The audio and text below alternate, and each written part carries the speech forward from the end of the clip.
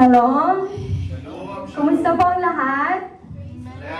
Kayo po ba ay blessed or blessed na blessed? Blessed na blessed! Hallelujah! Salamat sa Panginoon. Palakpakan nga po muna natin ang Panginoon. Hallelujah! Thank you, Lord, for the privilege that you are using me, Lord God. Kayo, Panginoon, ang siyang manguna. Hallelujah! So, bago po tayo magsimula, I would like to invite you all to open your hearts. Please look not to the speaker, but to the word.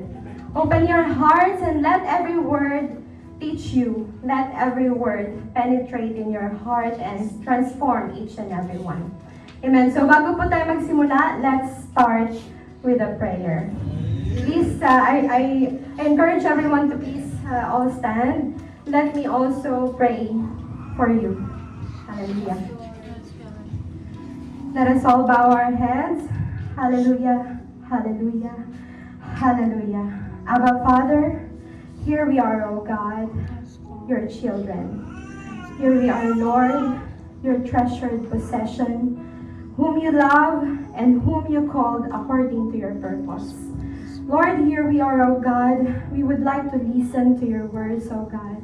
Lord, we humbly ask the power of the Holy Spirit as we listen to your words, O God. Dalangin namin, Panginoon, ang mga words na ito, Lord, ay hindi lang basta mag-inform sa amin, Panginoon, bagkos it will transform each and every one of us, O God. Lord, marami pong salamat, kayo lamang ang dapat maitaas sa gabing ito at wala na pong iba. To you be all the glory, in Jesus' name.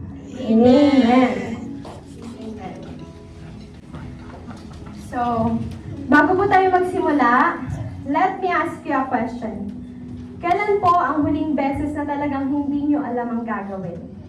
Yung tipong hindi lang po basta alam kung anong kakainin, pero yung tipong hindi po kayo makatulog sa kakaisip, hindi kayo makakain dahil marami po kayong iniisip. Amen? Hindi kayo makakain dahil hindi nyo alam ang gagawin.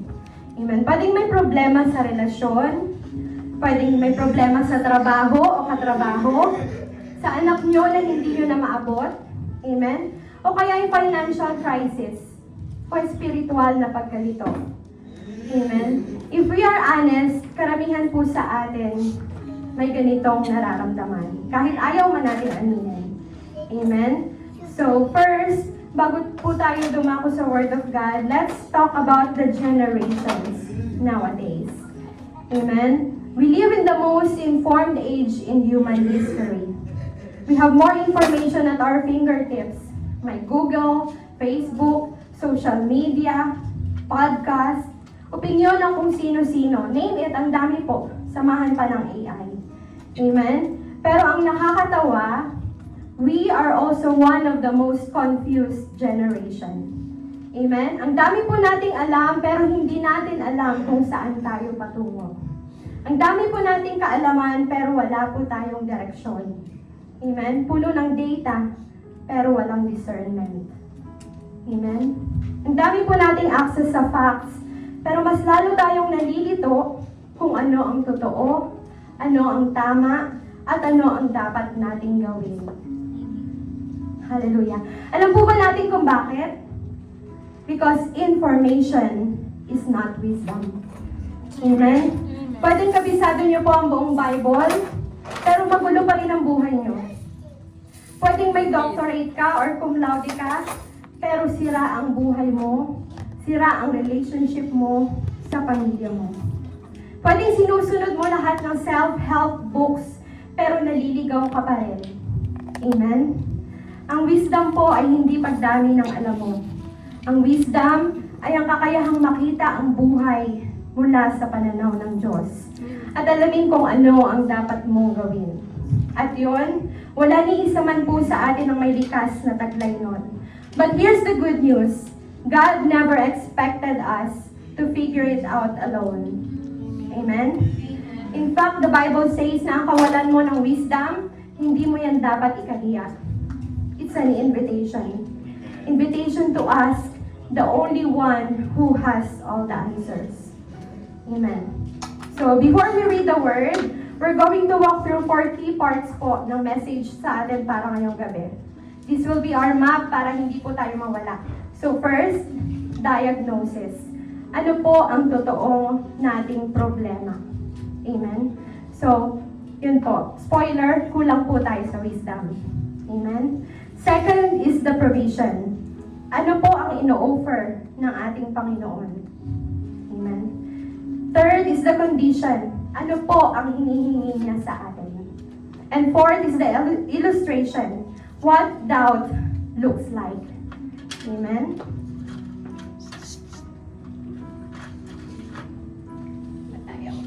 Amen. So, ito po yung topic natin for tonight. The wisdom we lack and the faith we need. Makikita po natin yan sa Book of James, chapter 1, verses 5 to 6. So, bago po natin ulit basahin, parang two sides of coin. One side, our honest admission. Sinasabi natin na, Lord, I do not have the wisdom I need. On the other side, our confident response, but I trust the God who does. Amen? Hindi mo po sila pwedeng paghiwalayin. Hindi mo pwedeng paghiwalayin kasi kung susubukan mo magkaroon ka ng pananampalataya nang hindi inaamin ng iyong kakulangan, ang tawag po doon ay presumption. Ibig sabihin, pag-aakalang totoo ang isang bagay nang walang patunay. At kung aaminin mo naman ang iyong kakulangan nang wala kang pananampalataya, ang ibig sabihin po nun ay despair, kawalan ng pag-asa. Amen. Now let's go to the Word of God and see what He says for us today. Amen. Praise God. Ang sabi po dito, if any of you lacks wisdom, you should ask God, who gives generously to all, without finding fault, and it will be given to you. But when you ask, you must believe and not doubt, because the one who doubts is like a wave of the sea, blown and tossed by the wind. Sa Tagalog po, kung may kulang sa inyo ng karunungan, humingi siya sa Diyos. Dahil ang Diyos ay masaganang nagbibigay sa lahat ng bukal sa puso at walang panunumbat. At bibigyan siya ng Diyos. Ngunit kapag humingi kayo, dapat kayong manampalataya at huwag magduda.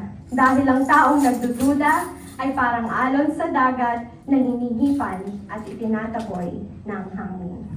Samahan niyo po akong muli sa panalangin. Hallelujah, Lord. Bless your words, O God. Salamat, Panginoon, sa pagkabasa ng iyong mga salita. Kayo lamang, Panginoon, ang siyang magsalita sa amin ngayon. Ngayong gabing ito, O God. To you be all the glory in Jesus' name. Amen. So,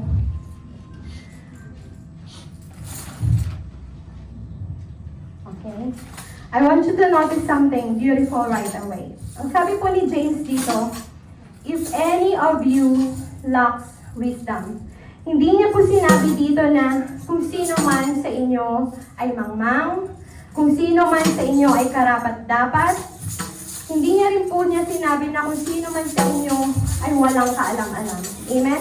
Ang sinabi po niya is, if any of you lacks, or kung sino man sa inyo ay kinakapos. That's for all of us. Every single person in this room, including myself. Amen? And the invitation of God is not para magsumikap ka pa, kundi humingi ka. Amen? Ang sabi po sa Gospel of Matthew chapter 7 verse 7 says, ask and it shall be given to you. Seek and you will find. Knock and the door will be open to you. Amen?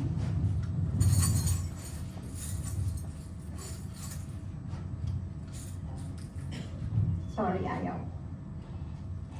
Amen. So, now, 3 verses earlier po,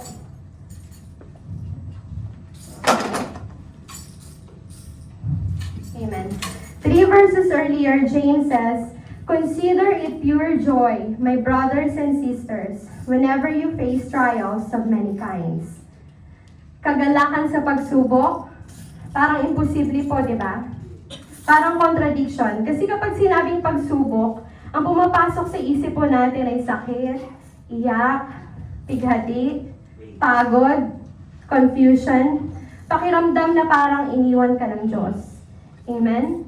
Pero sinabi po ni James na ituring ninyong buong kagalakan. Hindi niya po sinabing magpanggap kayong masaya. Hindi rin niya po sinabing huwag kayong umiyak. Ang sabi niya po, consider. Amen? Or sa Tagalog, isaalang-alang or ituring. Ibig pong sabihin, baguhin ninyo ang pananaw ninyo sa pagsubok. Pero heto po ang sikreto. Ang pagsubok mismo ay hindi nakakatuwa. Pero ang bunga po nito, doon nanggagaling ang kagalakan. Salamat po. So, think of an athlete. Amen? Yung mga atleta po. He does not enjoy lifting heavy weights. He does not enjoy the exhaustion, but he rejoices in the result. The strength, the discipline, and the victory. The same is true with our spiritual life. So ano po ang ginagawa ng pagsubok sa ating buhay? Una, trial exposes our lack. Amen? Tinatanggal nito ang pag-aakalang kaya ko naman mag-isa. Amen? Kasi kapag maayos ang lahat, parang hindi natin kailangan ng Diyos. Amen? Pag maayos ang lahat, para lang tayong happy-go-lucky, come what may. Di po ba? Pero, kapag dumating na ang pagsubok, biglang lumalabas ang katotohanan. Hindi ko pala kaya. Amen? Second, ang kakulangang iyon ay nagiging pintuan ng Diyos, ng handog ng Diyos. Yun po ang wisdom. Amen? Kapag umamin ka na hindi mo alam ang iyong gagawin, doon ka magsisimulang humingi. At kapag humingi ka, doon ibibigay ng Diyos ang karunungan. Kaya po ang karunungan ay hindi kalupitan ng Panginoon.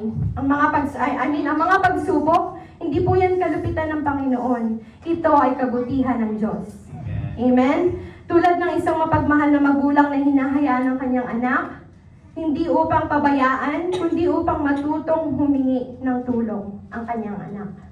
Amen? So this is how God works in our lives. Trials are not a sign that God is angry with us.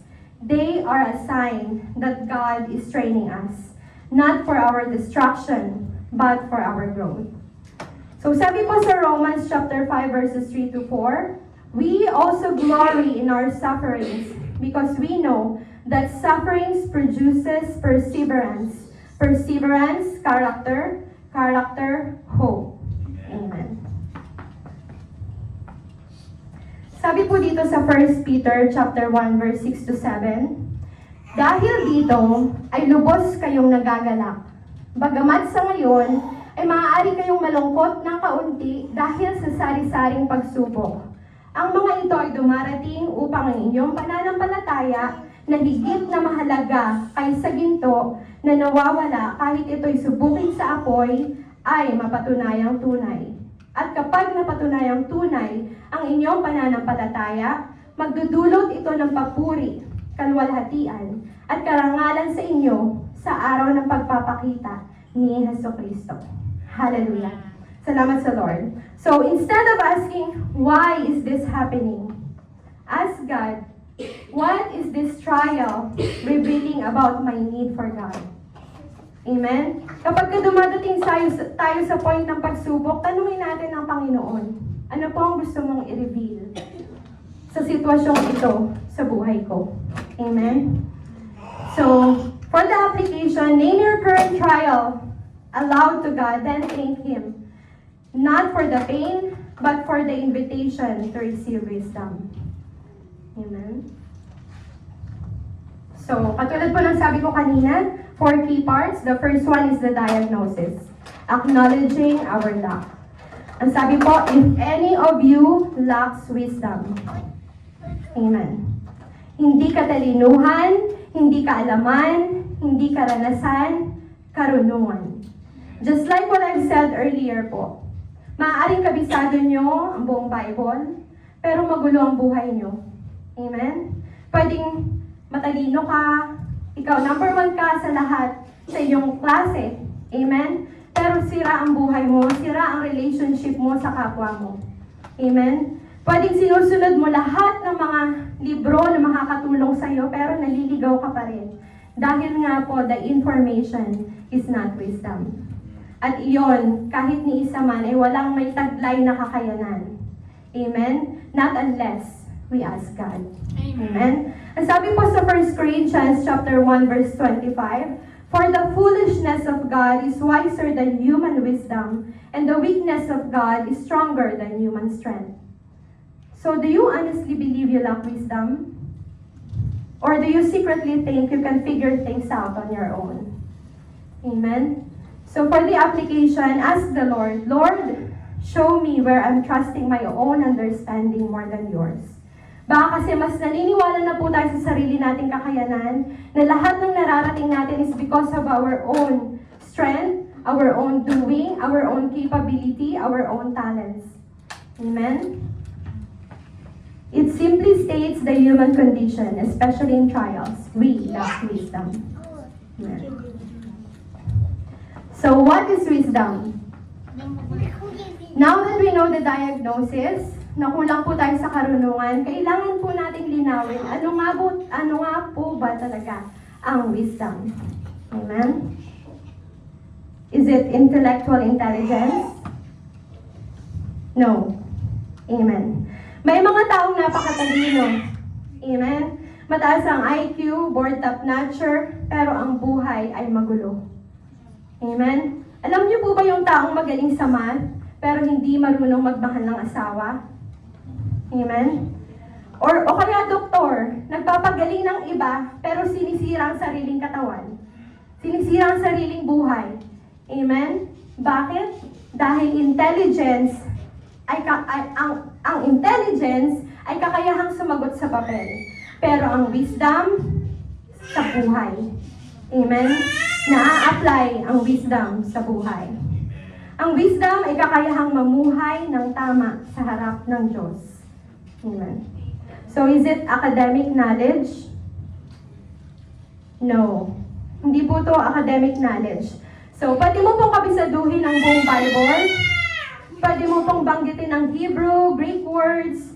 Pwede mo pong ipaliwanag lahat ng pangyayari from the Old and New Testaments, events, Bible characters. Pwede mo po yan lahat ipaliwanag. Pwede mo po yan lahat matutunan.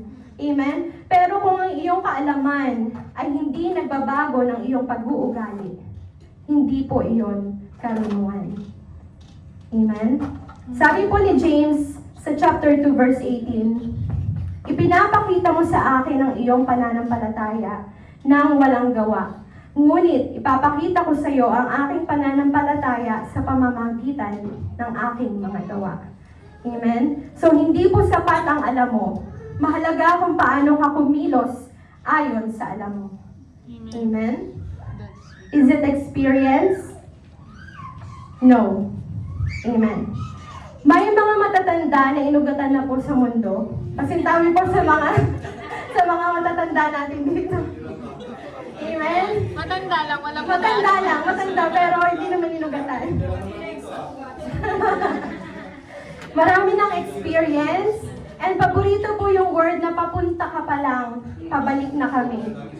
Pero kung titingnan mo po ang kanilang pamumuhay, paulit-ulit at parehong pagkakamali. Amen? Paulit-ulit pa rin nadarapa sa sitwasyon na kinadapaan na dati. Bakit? Dahil po ang karanasan ay hindi automatic na nagtuturo sa tao. Ang sinadyang pag-aaral mula sa karanasan, mga lessons na iyong natutunan mula sa mga experience na iyon, sa gabay po ng ating Diyos, iyon po ang karunungan. Amen?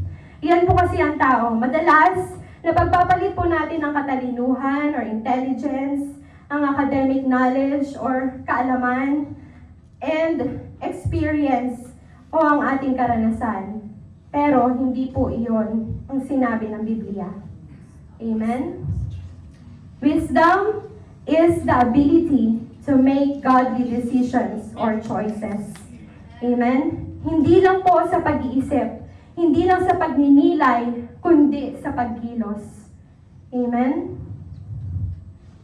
Wisdom is the ability to see life from God's point of view and then know how to act. Right from wrong, truth from deception, and good from evil. Amen. Hindi po mula sa pananaw ng tao, hindi mula sa opinyon ng social media, hindi mula sa kultura, kung paano nakikita ng Diyos ang sitwasyon. Yun po ang gusto niyang ituro sa atin. Amen? Wisdom is the quality or state of being wise, knowledge of what is true or right, coupled with just judgment as to action, sagacity, discernment, or insight. Amen. Sa panahon po ngayon, napakalabo na ng mga linya.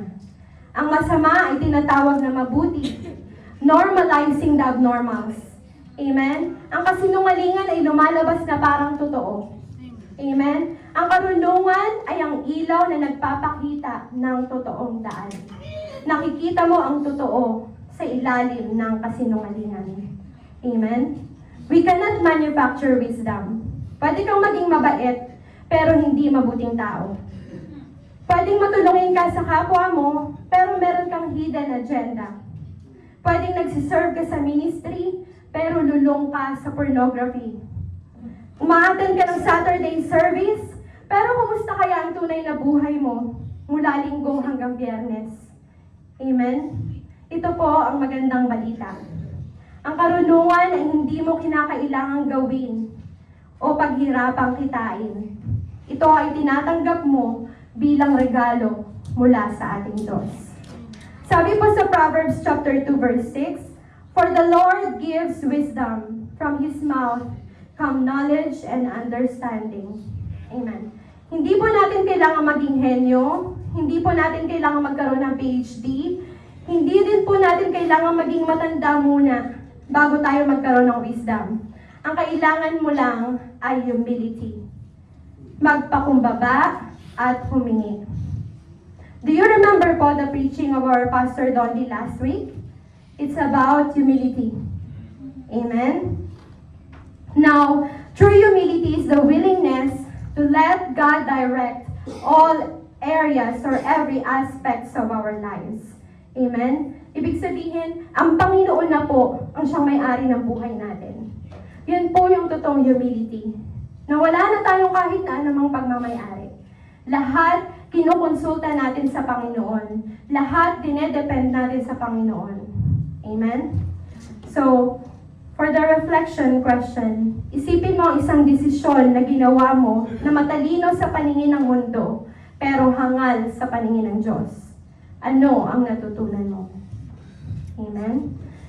So, para po sa ating application, bago ang iyong susunod na desisyon, kahit po maliit lang, huminto at sabihin, "Lord, ano po ang iyong pananaw dito?" Amen? Lahat po ng sitwasyon sa buhay natin, lagi nating isang guni sa Panginoon. Doon po natutuwa ang Panginoon na lahat, although God is all-knowing God, pero gusto ng Panginoon kasi yung constant communication with Him, na lahat pinapaalam mo sa Kanya. Amen? So, pride versus need. The first step to gaining wisdom is admitting we don't have it. If we think we already have everything figured out, we'll never ask for help. Amen. So, ito po ang mahirap na katotohanan. Ang unang hakbang sa karunungan ay aminin na wala ka nito. Amen. Pride says, "Kaya ko to." Need says, "Lord, hindi ko po kaya." So, ang kayabangan or pride ay kaaway ng karunungan or wisdom. Hindi ang kamangmangan. Amen? Minsan inisip kasi natin na kailangan maging matalino tayo. Kailangan alam natin lahat ng bagay and we think that is wisdom. But that is not. Amen? Kundi ang kayabangan. Ang kayabangan po talaga ang kaaway ng karunungan. Dahil ang mapagmataas na tao ay hindi humihingi. At ang taong hindi humihingi ay hindi po tumatanggap. Amen? Pero sa sandaling sabihin mo, "Lord, hindi ko po kaya ang gagawin ko. Hindi ko po kaya, hindi ko po alam kung anong gagawin ko." Amen? Hindi iyon kahinaan. Iyon ang simula ng lakas. Amen? Sabi po sa Proverbs chapter 11 verse 2, "When pride comes, then comes disgrace. But with humility comes wisdom." So nakikita po natin, the more na we are humble, the more na bibigyan tayo ng ating Panginoon ng wisdom, which is magagamit po natin sa pang-araw-araw nating buhay. Minsan magtataka tayo, bakit kaya? Ginagawa ko naman ang lahat, nagsiserve naman ako sa Panginoon, pero bakit parang hindi pa rin maayos yung mga desisyon ko sa buhay. Amen? So, naalala ko lang po how gracious and loving our God is. Nakwento ko lang po na a few years back, the Lord rebuked me. So, Malquain po kasi, we are, bago mag-prayer meeting, bago mag-Bible study, we make sure na yung flow ay naka-arrange. Amen? And then one time, mag-start na, wala pa po kaming opening song. Amen? And dapat kasi, bago pa ang schedule, sabi ni Elder DG, dapat kasi bago pa ang schedule, sinisend mo na yan, dapat ginagawa mo na yan. And then out of my anger and pride, sabi ko kay Elder DG, ako na naman, ako na nga nagda-drive, ako pa nagpa-piano, ako pa nagpa-prepare, ako pa kung ano-ano mga ako. Amen? And the Lord really rebuked me during that time. And that same night, I cried to the Lord. Amen? And that same night changes everything. Kung paano ako maglingkod sa Panginoon. Minsan talaga dadalhin ka ng Panginoon sa ganong sitwasyon eh. Na parang kasi iniisip mo, ikaw na lang lahat, di ba? Yung parang iniisip mo, ang talented mo, tapos kaya mong gawin lahat. Pero i-rebuke ka ng Panginoon on that same situation. Amen?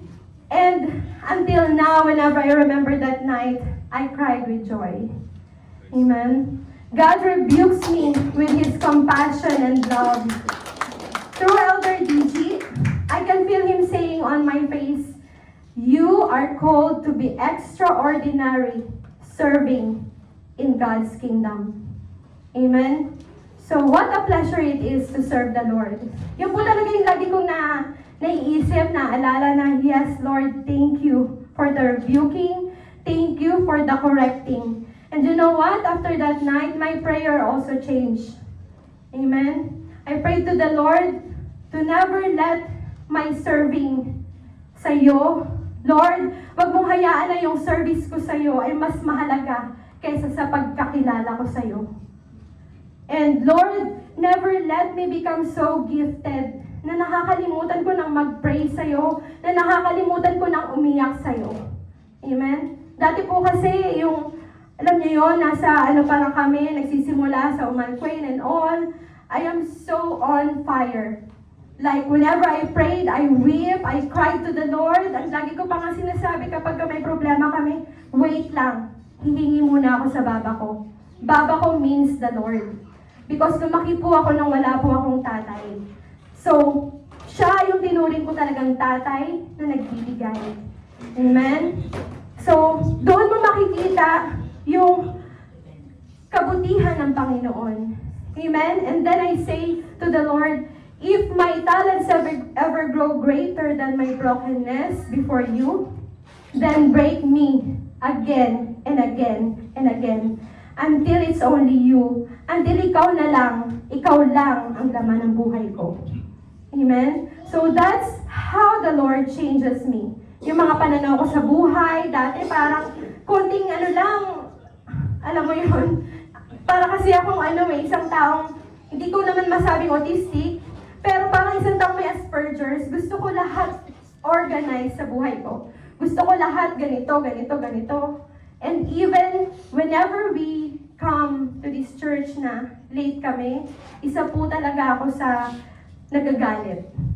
Amen? Gusto ko po kasi talaga lahat ng bagay na gagawin para sa Panginoon is organized. Pero tinuturuan tayo ng Panginoon na hindi lahat ng gusto mo ay dapat, ay tama.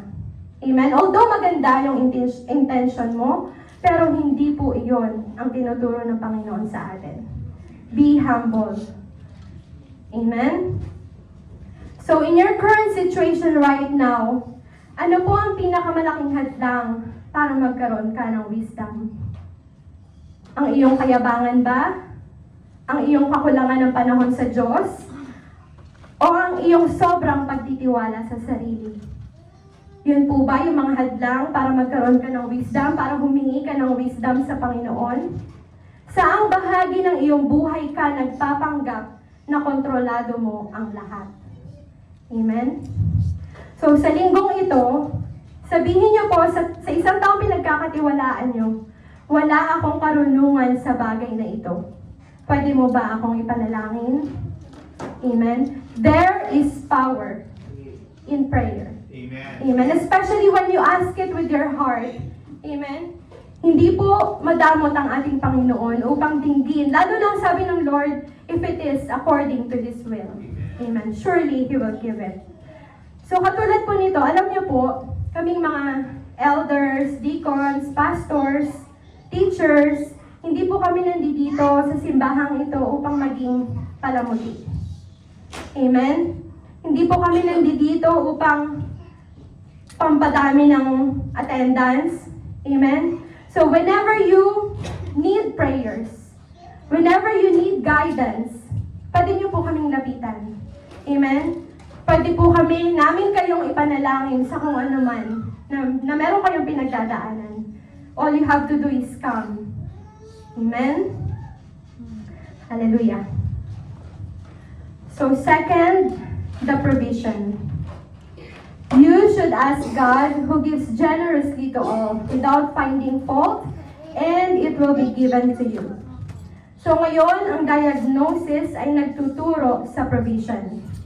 Ano po ang solusyon? Hindi po sinabi ni James na magbasa ka ng self-help book. Hindi rin niya sinabing magsumikap ka pa. Hindi rin magkaroon ka ng mas maraming tiwala sa iyong sarili. Ang sabi po niya, humingi ka sa Diyos. Amen? Hindi sa anghel, hindi sa pastor, hindi sa internet, hindi sa AI. Sa Diyos. Amen? The same God who parted the Red Sea, the same God who raised Jesus from the dead, that God says, ask me. Amen? Ang sabi po sa Jeremiah 33:3 says, ang sabi po dito, call to me, and I will answer you, and tell you great and unsearchable things you do not know. So have you actually asked God for wisdom lately? Kinausap mo po ba ang ating Panginoon at humingi ka ng wisdom? O lagi mong prayer is to bless your plans? Nang palagi mo pong hinihiling, Lord, this is my plans, bless this. Amen? Hindi yung Lord, yung will mo po sa buhay ko ang siyang masunod. Amen? So whenever you don't know what to do, be honest and ask God, Lord, hindi ko po alam ang gagawin dito. Bigyan mo po ako ng iyong mga mata at iyong puso sa desisyon, plano, o bagay na ito. Amen? The nature of the giver. Number 1, He is accessible. The answer isn't to try harder or read more books. It's to ask God. Prayer is how we receive wisdom. So, hindi mo po kailangan ng appointment. Alam niyo po yung parang pag may ayuda, pumipila pa tayo, di po ba? Pero ang Panginoon, hindi mo na kailangan ng appointment. He is accessible. Hindi mo kailangan ng perfect theology. Hindi mo kailangang linisin ang iyong buhay muna bago lumapit sa Panginoon. The Lord is accessible, meaning nalalapitan. Amen. Naalala niyo po yung story sa Old Testament when the curtain, di po ba, torn into the throne, sa New Testament, when Jesus died, di ba? Nahati po ang kurtina. Amen? The throne room is open. You can come broken, confused, frustrated, even angry. And He will not turn you away. Yan po yung ating Diyos. Amen? We can come to Him of who we are, what we are. Amen? Hindi niya po tayo itataboy. So, eto po ang para sa ating lahat. Do not learn things in a hard way. Amen? Huwag niyo po hayaang malubog muna kayo sa utang bago humingi ng wisdom sa Lord on how to handle your finances. Amen? Book of Hebrews chapter 4 verse 16 says, let us then approach God's throne of grace with confidence so that we may receive mercy and find grace to help us in our time of need. Amen. So do you really believe God wants to hear from you about your confusion and lack? Amen? Hallelujah. Number 2, He is generous, who gives generously. God gives wisdom freely and sincerely. He doesn't give it in small, limited amounts. He gives with an open hand and a willing heart. Amen. So ang Diyos po ay hindi nagbibigay ng karunungan ng nagdadalawang isip. Hindi Kanya pinapalimos. Hindi Kanya pinapalapit sa Kanya upang manglimos ka. Amen? Hindi niya sinabi, masyado ka nang madalas humingi. Hindi po ganun ang Panginoon eh. Ang tao minsan kapag ask tayo ng ask, di ba? Kulit-kulit mo naman. Ganun yung sinasabi. Pero ang Lord natin hindi. Nagbibigay siya ng kusa at bukas ang palad, bukal sa puso. Amen. Amen? So, isipin po natin katulad ng story sa father ng the prodigal son, yung story doon ng ama. Amen? Hindi pa natatapos ng anak yung kanyang rehearsed speech, pero yung ama, tumatakbo na. Amen? Palapit sa kanyang anak. Ganun po ang ating Panginoon. Amen? Sabi po sa Romans chapter 8, verse 32, He who did not spare His own Son, but gave Him up for us all, how will He not also, along with Him, graciously gives us all things? Amen? So, lumalapit ka ba sa Diyos na inaasahan mong bibigyan Kanya ng karunungan o inaasahan mo ang katahimikan? Amen? Pag lumalapit po ba tayo sa Diyos, we are expecting that the Lord answers or hindi pa man tayo nakakalapit, alam na natin, hindi naman ako naririnig ng Panginoon yan. Amen? So, here's the application. Isulat mo ang 3 bagay na kailangan mo ng karunungan. Sa tabi ng bawat isa, isulat mo, ang Diyos ay nagbibigay ng sagana. Amen?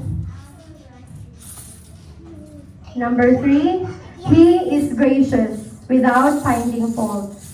When we come to God, we may expect Him to scold us for our mistakes, but He doesn't. He doesn't scold us for our ignorance. He doesn't shame us for needing to ask again. Ibig sabihin, hindi ka sinisisi ng Diyos dahil hindi mo alam. Hindi ka niya hinihiya dahil kailangan mong magtanong muli. Hindi niya sinasabi, dapat alam mo na yan. Paulit-ulit na lang ba? Ito pa rin ba yung itatanong mo sa akin? Diba? Hindi po ganun ang Diyos natin. Ang Diyos natin ay mapagmahal. Amen? The Lord sees your confusion and says, halika dito. Ituturo ko sa iyo. Amen? That is grace. Ang problema minsan, ayaw po nating magpaturo. Again, do not learn things in a hard way. Kapag tinuturuan ka ng Lord, magpaturo ka. Take every lesson to heart. Now, may isip natin, bakit ba paulit-ulit na lang sa akin nangyayari ang ganito? Hanggang ngayon, sira pa rin ako sa pera. Hanggang ngayon, nalulugmok ako sa ganitong sitwasyon, sa parehong sitwasyon. Amen? Why? Because history keeps on repeating itself until hindi ka matuto. Until hindi ka magpaturo, until hindi mo isurrender sa Lord, until hindi mo hayaan ang Lord na tunay na gumabay sa'yo. Amen? But you know what's the sad part? Madalas hinahayaan muna natin may mangyaring hindi maganda sa sarili natin, sa mahal natin sa buhay, mapatrabaho, pera, kalusugan, bago tayo matuto. And you know what's the saddest? Sinisisi natin ang Diyos sa mga bagay na tayo naman ang nagawa. Amen? The consequences of our actions. Sabi po sa Psalm chapter 103 verse 8, The Lord is compassionate and gracious, slow to anger, abounding in love. Amen. So have you been avoiding prayer because you feel guilty or ashamed? Hindi ka na nananalangin kasi feeling mo ang guilty mo sa mga pinagagawa mo. Alam mo naman kung anong dapat gawin eh. Pero ginagawa mo pa rin ang mga hindi magandang bagay. So ang nangyayari, you feel guilty, you feel ashamed. Amen? Sa Panginoon. So, ang sabi po sa Book of Romans chapter 8, verse 1, There is now no condemnation for those who are in Christ. So for the application, isa pamuhay po natin ang verse na ito. Amen? Ang sabi po, ulitin ko, there is now no condemnation for those who are in Christ. Alam niyo po kung bakit? Dahil walang sino man na kay Kristo na hindi nagsusumikap na makasunod sa Kanya. Amen. Amen? Na hindi nagsusumikap magbago ayon sa kagustuhan ng Panginoon. Amen? Ang sabi po sa book of Isaiah chapter 55 verse 1, "Come, all you who are thirsty, come to the waters, and you who have no money, come, buy and eat." Sa Tagalog po, kayong lahat na nauuhaw, pumarito kayo sa tubig. Kayong walang pera, pumarito kayo, bumili at kumain. God's wisdom is free. Hindi mo ito kikitain. Amen? At hindi mo rin ito mabibili. Kahit gaano pa karami ang pera mo, kung hindi ka humingi sa Panginoon ng wisdom, hindi ka pagkakalooban nito. Amen? Ang meron ka lang is knowledge, katulad ng mga nabanggit kanina. Amen? Academic, yes, experience. Yun. Pero yung wisdom, matatanggap mo lamang ito, thirsty, empty-handed, and honest. That's the only kind of person God invites. Amen? Ang sabi po sa book of Revelation, chapter 21, verse 6, "To the thirsty, I will give water without hose from the spring of the water of life." Amen? So, are you trying to earn God's help through good behavior or effort? Amen? Ulitin ko po. Are you trying to earn God's help through good behavior or effort? Maaring mabait ka pero bait-baitan. Because you are trying to earn God's help through good behavior. Amen? So for the application, make a list of things you try to do in your own strength. Then cross it out. Acknowledge that you are nothing without God. Amen? Here's the promise. You should ask God, who gives generously to all without finding fault, and it will be given to you. Amen? Hindi baka, hindi kung swertihin ka, ibibigay sa'yo. Hindi kung magdasal ka ng husto, ibibigay sa'yo. Ang sabi, you should ask God. Humingi ka lamang. Amen? It will be given. Sa Tagalog, ibibigay. Sure na ibibigay. Amen? Now, God may give you wisdom through Scripture. Maganda po na lagi tayo nagbabasa ng mga Biblia. I-encourage ko po lahat na tayo ay magbasa ng ating mga Bibles. Hindi lamang yung mga Bible natin na inaanay, di ba? Or kung meron kayong mga gadgets, mag-download po kayo ng Bible app. Amen? Pwede rin magbigay ang Lord ng wisdom through a friend. Advice. Amen? Through circumstances, through quiet whisper in your spirit, when you ask, He gives. Amen? The question is not if God answers. The question is, will we recognize His answer? So, sa book of 1 John chapter 5 verse 14 to 15 says, "This is the confidence we have in approaching God, that if we ask anything according to His will, He hears us. And if we know He hears us, whatever we ask, we know that we have what we ask of Him." Amen? Naniniwala ka ba talagang bibigyan ka ng Diyos ng karunungan? O tumigil ka ng umasa ng sagot? Amen? 3. The condition. The attitude of the receiver. But when you ask, you must believe and not doubt. God's generous offer has a corresponding human responsibility. Faith. Amen? God's promise is free, but it has condition. Ang sabi po, when you ask, you must believe and not doubt. This is not God being difficult. It's God being honest. Faith is the wiring that connects the promise to our lives. Amen? Without faith, even the greatest promise sits unopened.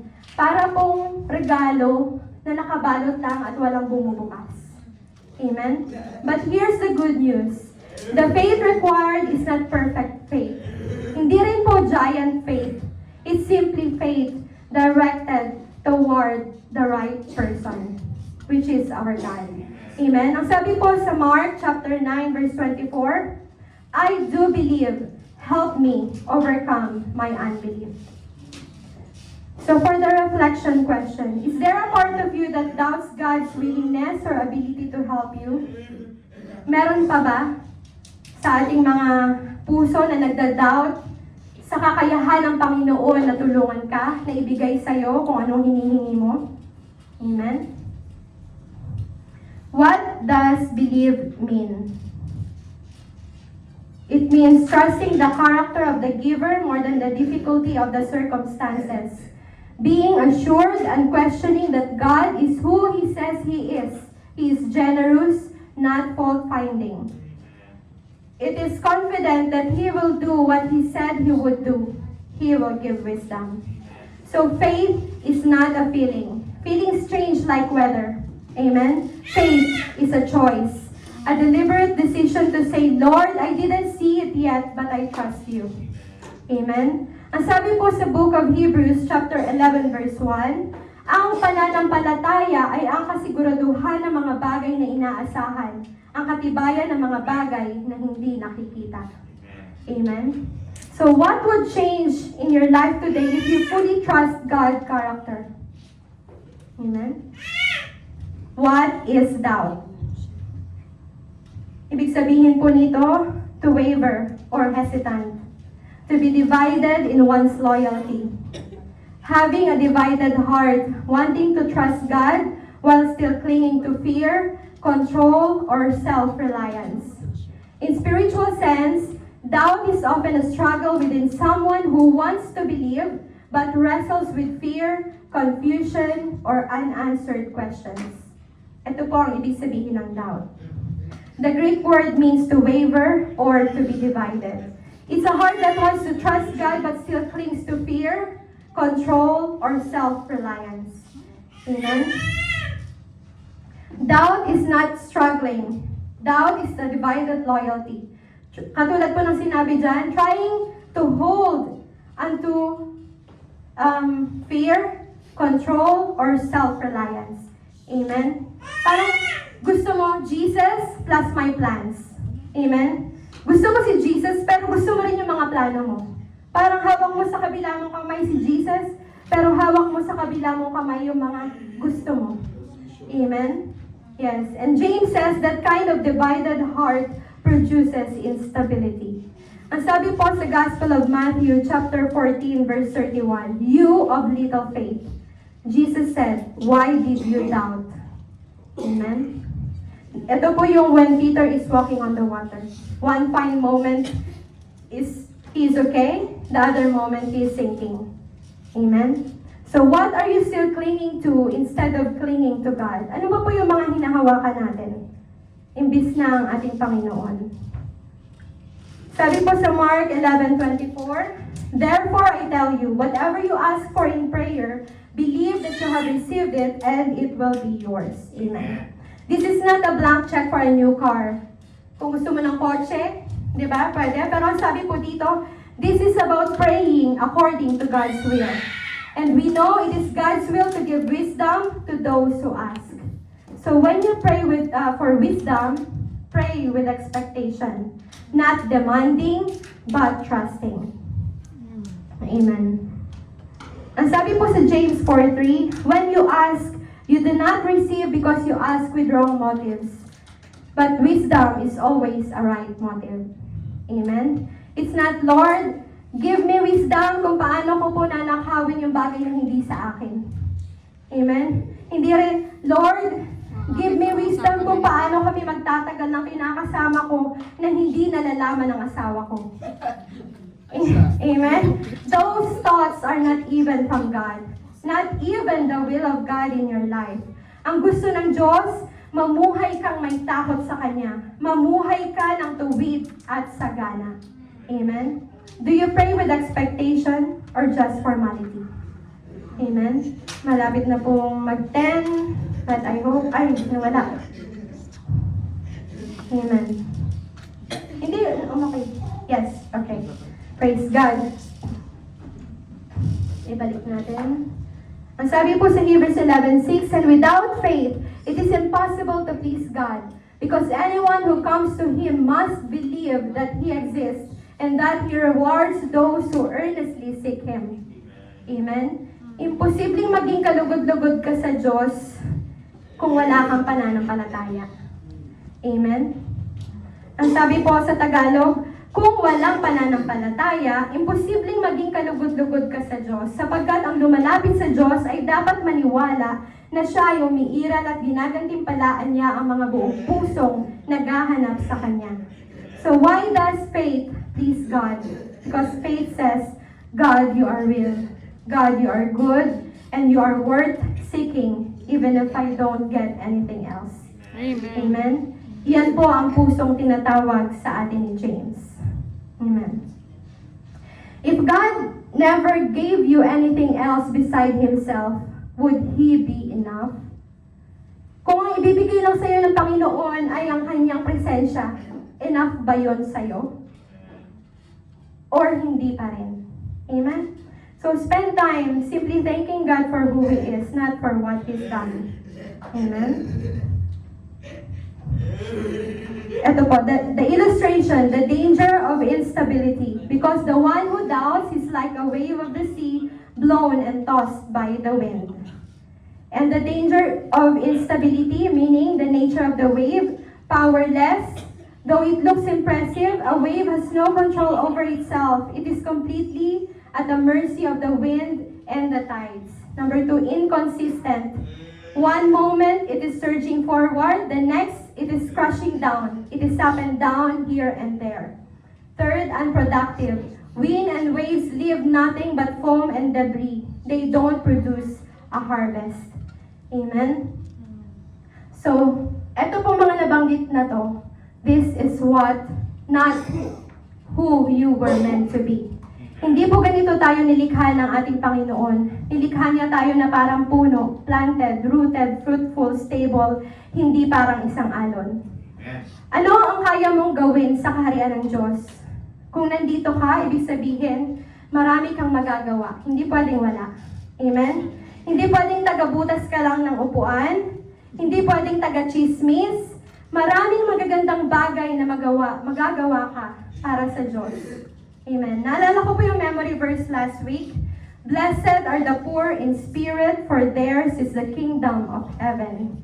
Amen. Ang sabi po dito, this is when we live like a beggar because our total dependence is on God alone.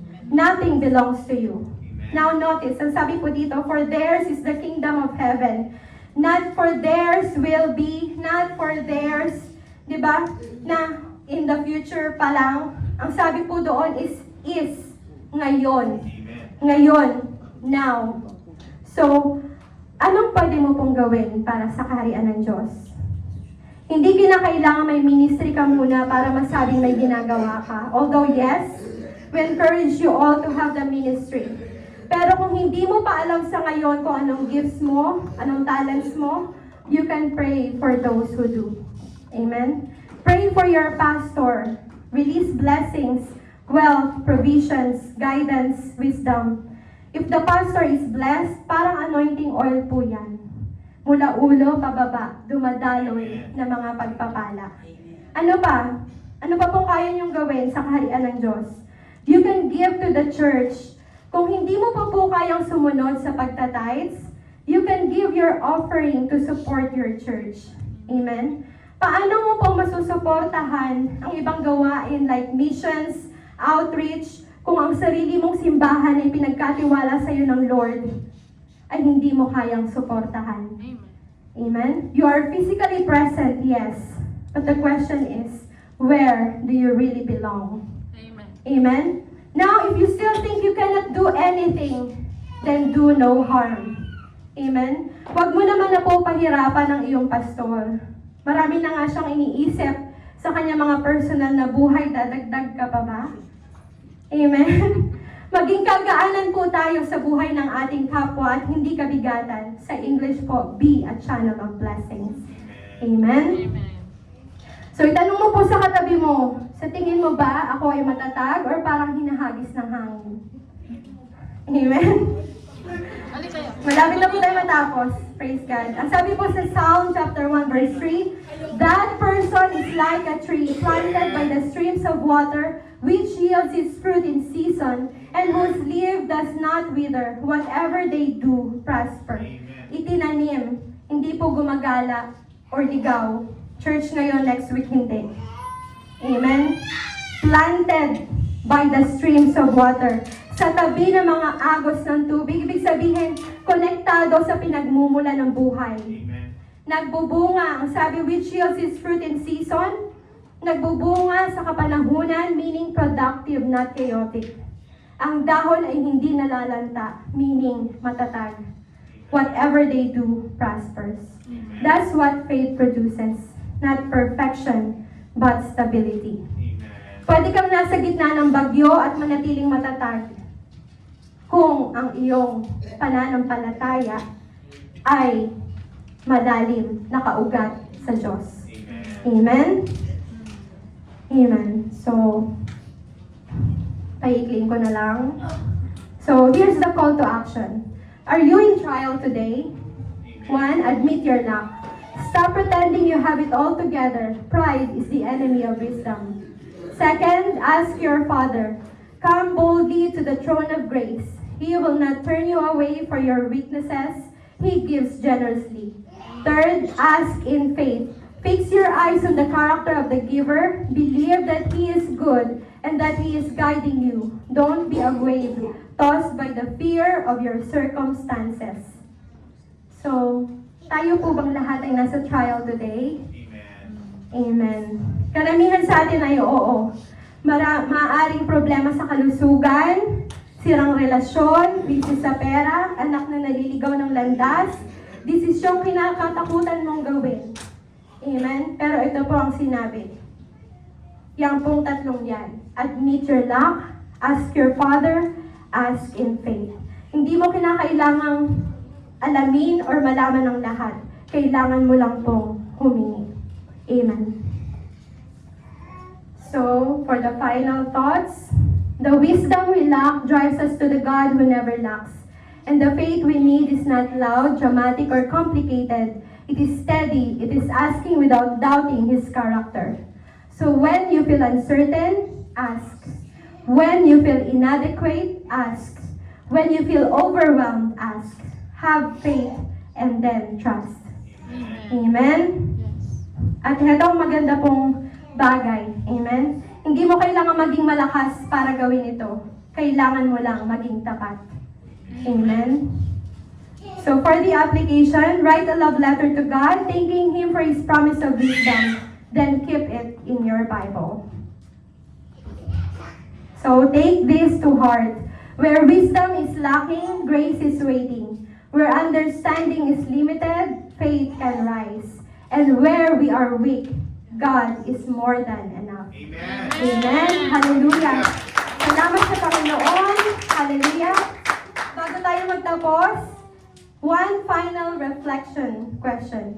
Aalis ka ba rito ngayong gabi? Matapos mong marinig itong mga salitang ito about sa wisdom ng Panginoon, na determinado ka ng humingi, hindi lang isang beses, kundi sa tuwing kinukulang ka ng karunungan? Amen. Amen. Hallelujah. To God be all the glory. Maraming salamat sa Panginoon sa iyong kadakilaan. Thank you, Lord. To you be all the glory. In Jesus' name. Amen. Amen.